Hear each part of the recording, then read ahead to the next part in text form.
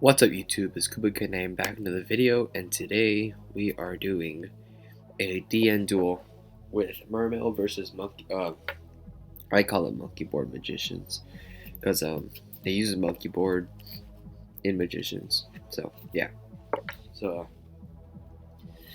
you see here I opened with Skull Coolpat Joker, 2-star Sovereignty, and Wisdom Eye in the maxi. This isn't necessarily ideal, but it gets a Star Seraph engine going, it gets the Magician engine going, so I think it's pretty good actually, not gonna lie. So with this hand, I'm going to add Wisdom Eye Magician, activate both, and then pop. So just this is a little discussion as well as commentary. So if you guys don't want to hear my commentary, then you should go ahead and mute the video and you can watch the duel. But yeah.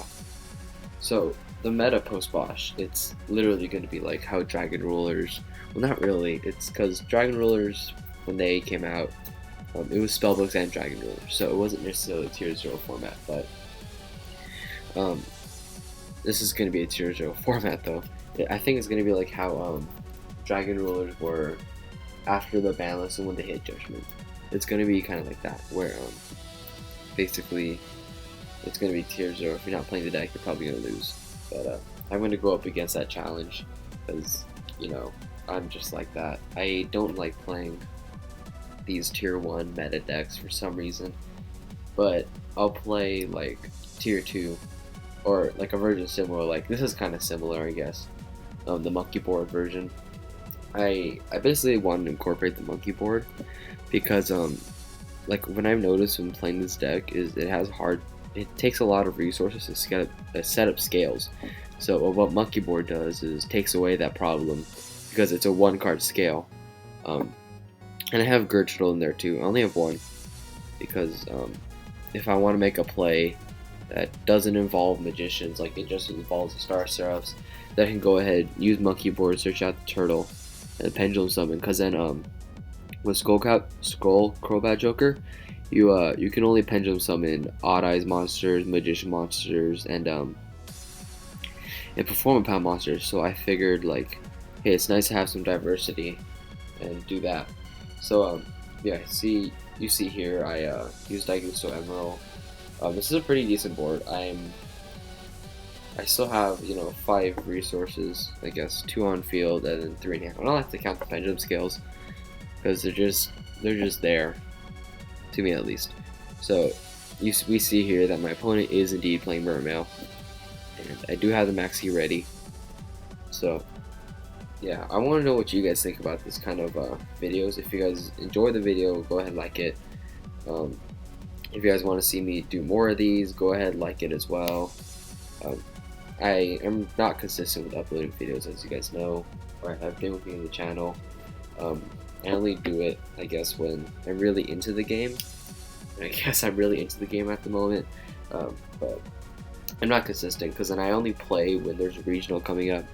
But you know, lately I've been playing a lot, even though there hasn't been a regional, because these regionals are like my YCS, since I can't go to YCSs because I don't have the money to, first of all, and I'm kind of young, so I don't really have the money or the time to do it. So the regionals are like my YCS. So we see here the activates more agreed, shuffling 2 water types back to the deck. I don't know, post BOSH, Mermails are going to be really good actually, because then Neptibus really just makes the deck outstanding. Just the ability to go like plus, what, 2? Or more than like plus 2 with Neptibus. You see he does activate Neptibus. He does use the cost to send an Atlantean monster. I'm not too sure on Neptibus, because then if you send one, wouldn't it just be a cost and you wouldn't be activating the effect? I don't know. But we'll see here that he does go ahead and dump the Dragoons. I'm not sure on that one, guys, because I don't know. So he does dump the Dragoons, and I do negate it with Infinity because I don't want him getting more advantage. You know, looking at it now, No, because then he could have grabbed a marksman and then used Megalo Pop Infinity. So, it's alright, I guess. You see here, he does grab the Mulan Glacia. That card's actually really good. Not gonna lie. And I check his graveyard, see if there is 5. I don't, because he does activate Teus, and I do chain Maxi to that. So then you can draw 1 card. He does activate a Neptibus effect. So I want to. I know I can't talk today.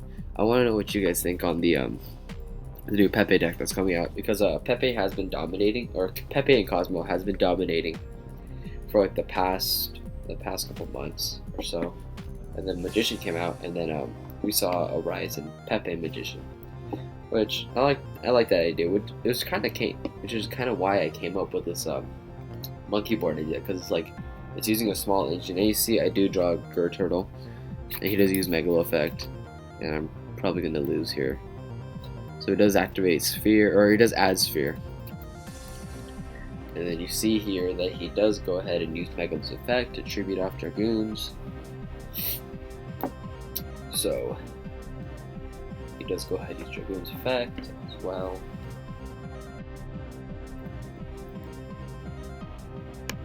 So yeah, and my opponent does go for the Atlantean Prince, Mulan Glacia. I'm in a pretty bad position, not gonna lie. He's using Mulan Glacia effect, drop 2 cards. This deck is actually pretty ridiculous, not gonna lie. It's just really fast, diverse. I don't know, it can do everything, it seems like. So he does drop the Maxi and Oath, which is actually not too bad. And yeah, this is where things get hard on me, because then he does activate the Scale. Basically it's like a mini Nexuria Beast, kind of. It can only negate 1. So he sets the Sphere.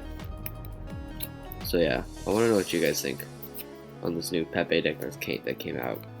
I think it's kind of an interesting deck, because it doesn't only use like performance cards. It uses Draco Slayer cards. It uses the Gemini engine, which I think is hilarious. It's just an interesting deck, because I think, as the time goes on, I think people will find more diverse builds. Like you say, incorporate different engines, like I did with Star Seraph and the Monkeyboard, because I really don't like the just pure Magician deck. It's too slow, it's too stagnant. But with Star Seraphs and the Monkeyboard, it really does bring diversity to it does bring what do you say? Yeah, diversity. I guess so. So it really just helps speed up the deck a lot more. Now, Pendulum's Call isn't to set up scale, it's more to gain monsters for a Pendulum Summon. So he summons a Red Eyes Flare Metal Dragon. I have to read this because I haven't seen this card in play very much. And it's a really good card, actually, not gonna lie. So yeah, and I'm thinking like, oh crap, I gotta deal with this card. Odd Age Rebellion Dragon is actually a pretty good card. I mean, it does save me here. So I go ahead and I think I activate Pendulum Call here. I do, I think. So that 2 cards. See, now Pendulum card is decent. I really did not like Pendulum Call because it doesn't advance your game state, if you know what I mean. Because then you can't use Wisdom Eye, you can't activate Magician cards before you use or Pendulum Call. It's just a mediocre card, in my opinion. And I grab the Wisdom Eye and the Dragon Pulse Magician, or Oath Dragon. I'm not sure. I do grab Dragon Pulse, and I do lose 500 here. So I basically can only use 2 effects to make this count, and one of them has to be on Xyz. So Pendulum Call was the only logical thing, or I could have gone Skull Crobat Joker. That is definitely another viable option.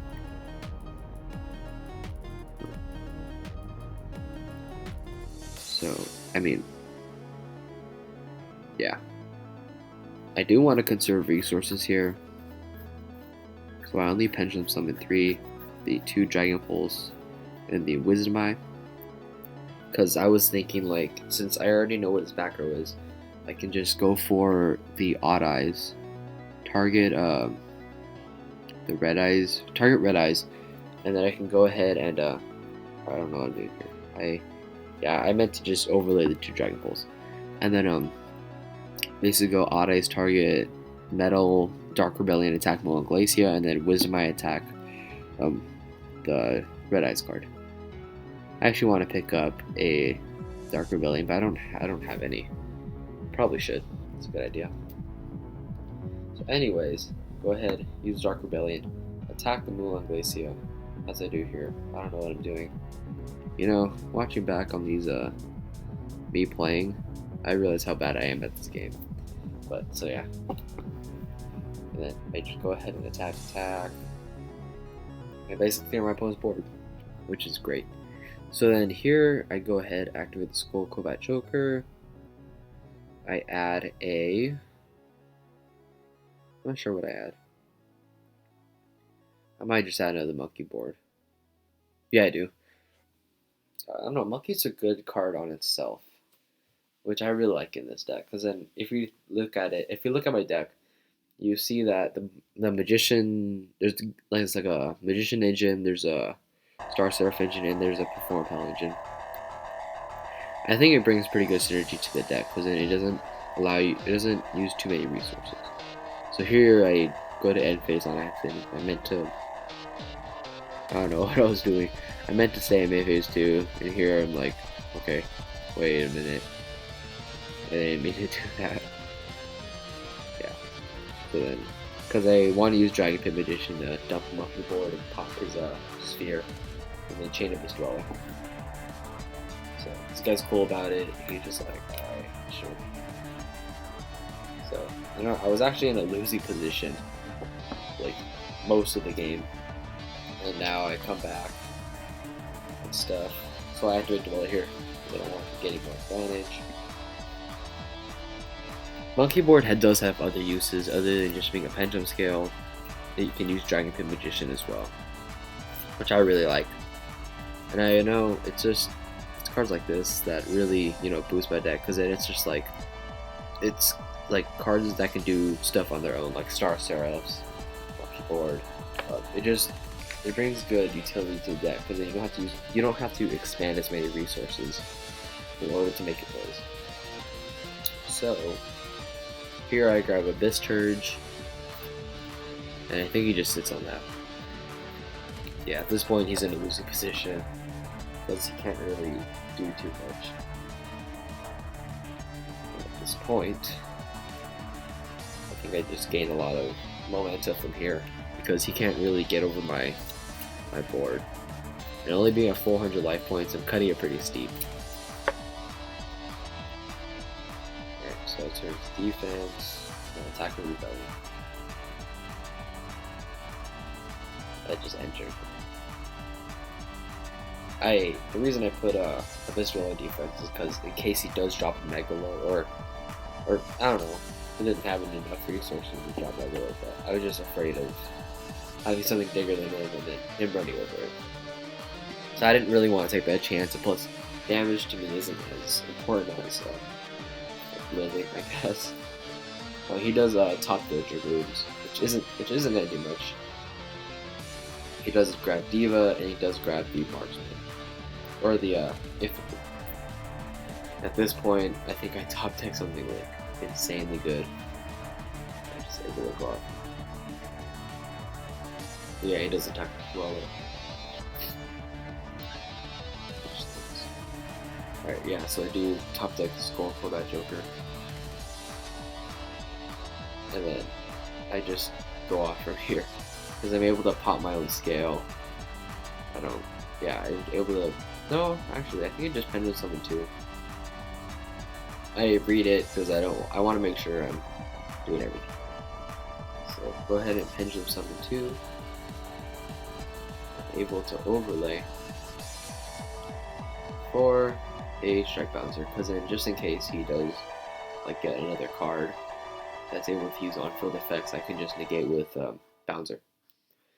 And at this point, I just have a lot of advantage. He realizes he can't do much, and I kind of just win from here.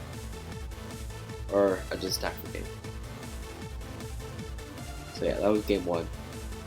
Pretty long game one actually. It took like 14 minutes or 15 minutes around. So I do side in the deck devastations. This is actually a really good card in my opinion for this format, because it's just like the Pepe deck. You know, Mermails, not really Cosmo. Basically just Pepe. It makes it so that your opponent, like Monkeyboard, Turtle, they all just die. And they're actually the Pendulum Sorcerer as well. It's just a really great card overall. I know it doesn't hit the Draco Slayers, but if even just looking at their hand is really good.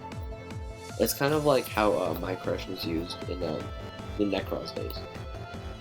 So that's like the main reason why I play Rebellion Dragon. It's because like deck devastation. Here you see I draw it. This is actually a really broken hand. If he didn't have the maxi.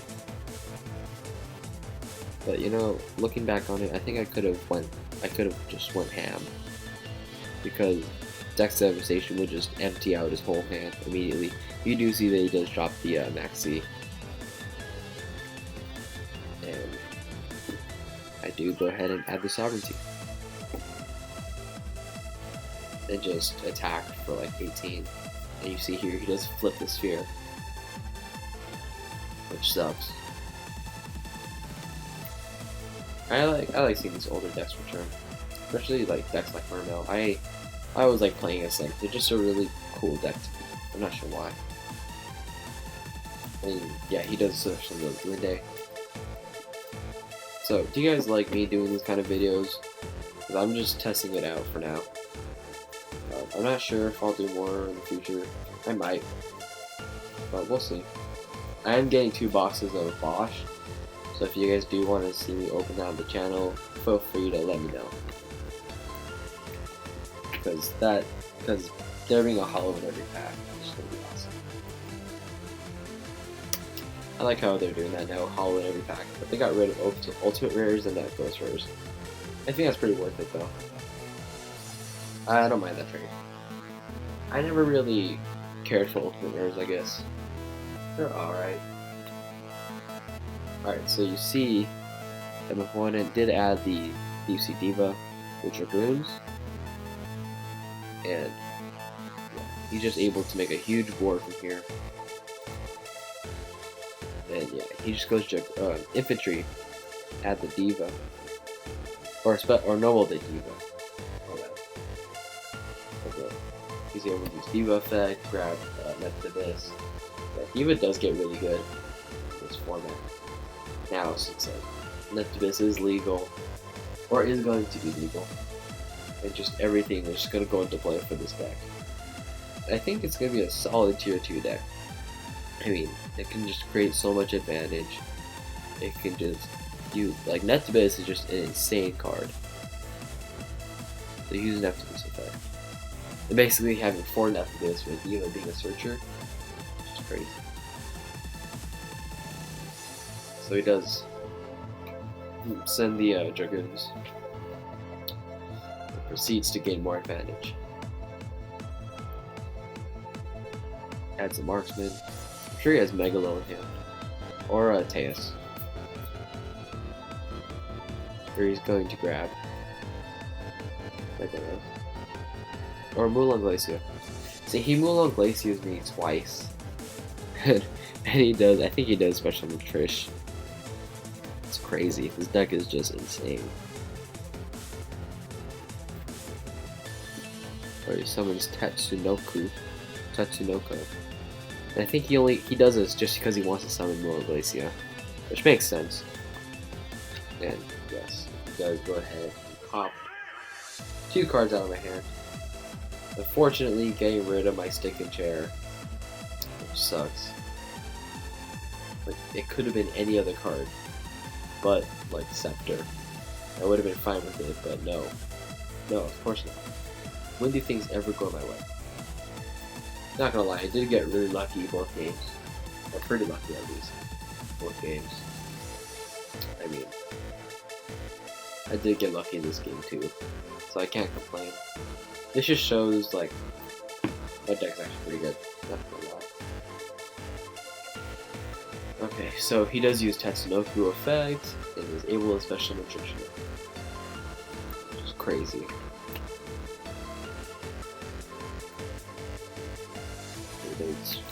He gets rid of my whole hand basically.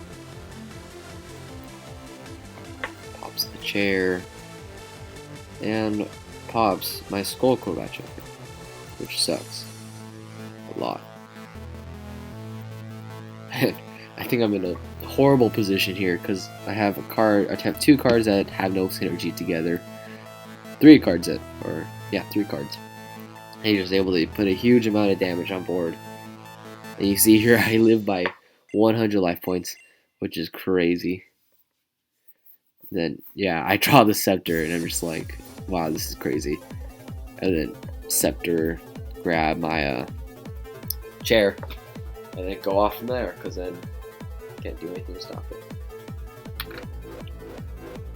And you tell him Scepter is Chainlink 2, Sovereignty is Chainlink 1, and I'm able to just gain a lot of advantage from here because I'm able to draw 3 cards.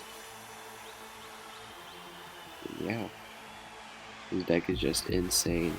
Draw Soul Charge, which doesn't do anything, which kind of sucks, but it's alright though. Then I overlay these 2 or 3 into Ptolemaeus.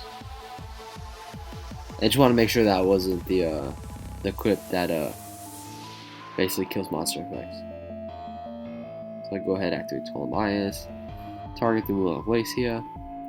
Yeah, the engine is really good, not gonna lie. We should do a drinking game. For every time I say not gonna lie, I drink. So, summon Cyber Dragon Infinity, grab his Trishula, which is crazy. Now I have 6 cards total, and a Cyber Dragon Infinity on board. And here, just to put the nail in the coffin, I go ahead and use my Magician cards. Activate Oath Dragon, and then activate Wisdom Eye effect, and yada yada yada. I mean, I think my favorite part about this deck is indeed the Star Surf engine. It really does make the deck really explosive, and is able to just special summon a crap ton of cards, like at no cost at all. The only thing it does give is a little bit of consistency. But I feel like if you draw a Scepter in any hand, you're probably going to be able to get off the effect. And you see here, the only reason I summon Rebellion Dragon because it's deck realization. It's just ridiculous here. I mean, it doesn't do too much. It only destroys 1 card in this hand. Doesn't do. It's alright though. It basically seals the deal.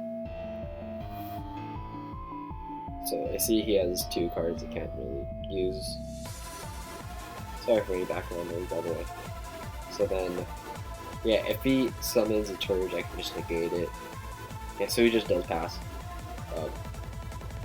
It's basically infinitely beat down from here. He can't do much at all.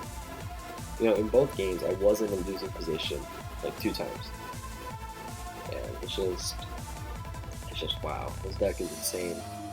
Like, I was in a losing position, and he took out a lot of cards from my hand, and now he is in a losing position. Now he's probably going to activate this, or just end turn. Yeah, he just had his turn. And I think here, yeah, I get the Wavering Eyes, and I think, wow, this is savage. And I just go for the Wavering Eyes play. Go ahead, add a Skull Crobat Joker, and just proceed to win from here. Because he can't really do much. So then, normal summon, and then grab the Wisdom Eye, Magician, and then go ahead and activate the Dragon Pulse Magician. And then Wisdom as well, Wisdom Eye effect,